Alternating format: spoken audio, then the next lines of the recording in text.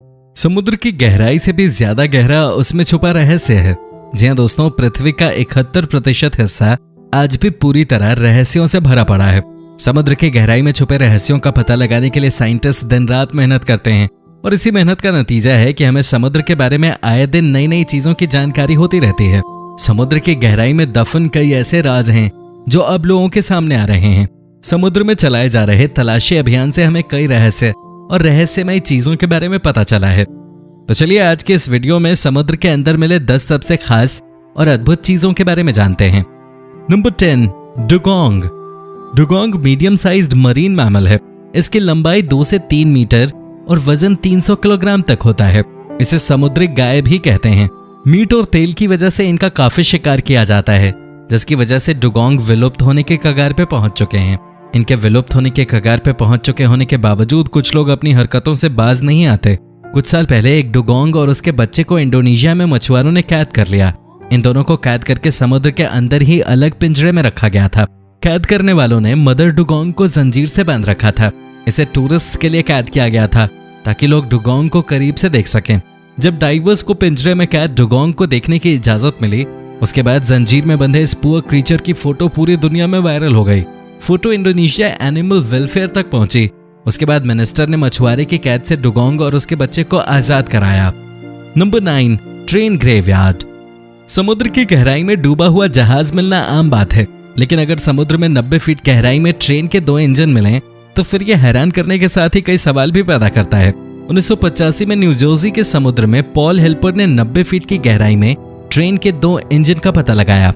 Deep research के बाद Paul helper ने बताया कि दोनों स्टीम इंजन 222T मॉडल के हैं। इनका निर्माण लगभग 1850 में किया गया था। इंजन का वजन 15 टन था, जबकि उस समय इंजन का औसत वजन 35 टन हुआ करता था। आर्कियोलॉजिस्ट का कहना है कि ये दोनों इंजन निर्माण के कुछ समय बाद ही समुद्र में डूब गए, लेकिन ये समुद्र में डूबे कैसे, इस बात का जवाब किसी के पास नहीं है।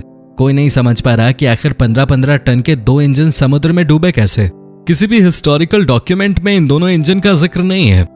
Number 8, Silfra, the crack between 2 continents. 2 continents के बीच के बॉर्डर लाइन को मैप पे देखना तो काफी आसान है, लेकिन यही बॉर्डर लाइन समुद्र के अंदर देखने को मिल जाए तो फिर ये किसी सरप्राइज से कम नहीं है।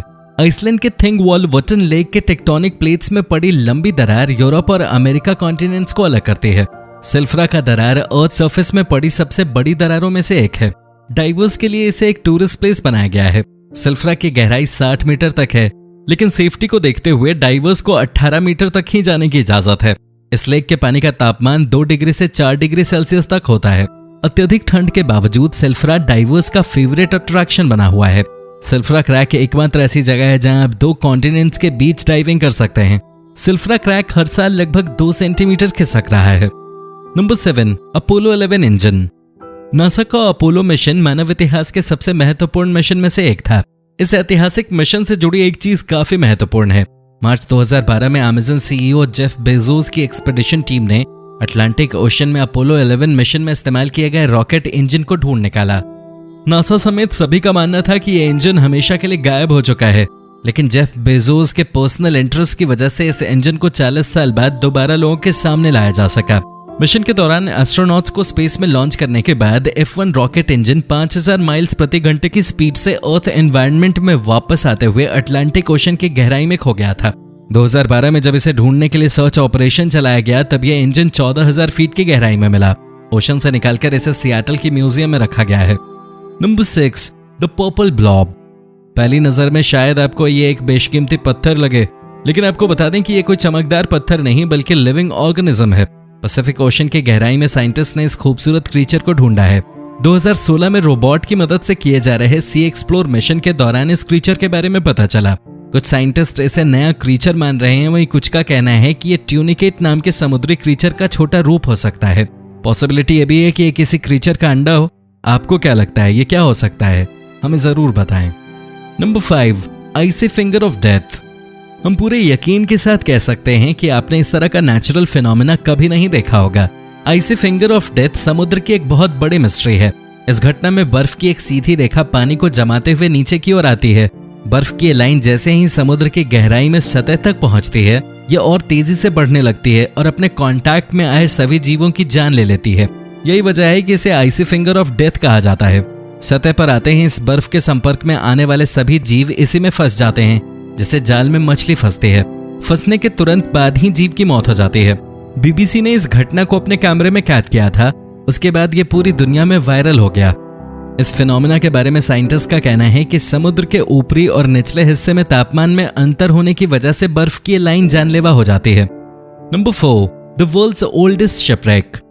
बुल्गारिया के ब्लैक सी में रिसर्चर्स ने सबसे पुराने जहाज को ढूंढा है। यह जहाज लगभग 2400 साल पुराना है। इसे 2000 मीटर की गहराई में ढूंढा गया। इसे लकड़ी से बनाया गया था और इसकी लंबाई 23 फीट थी।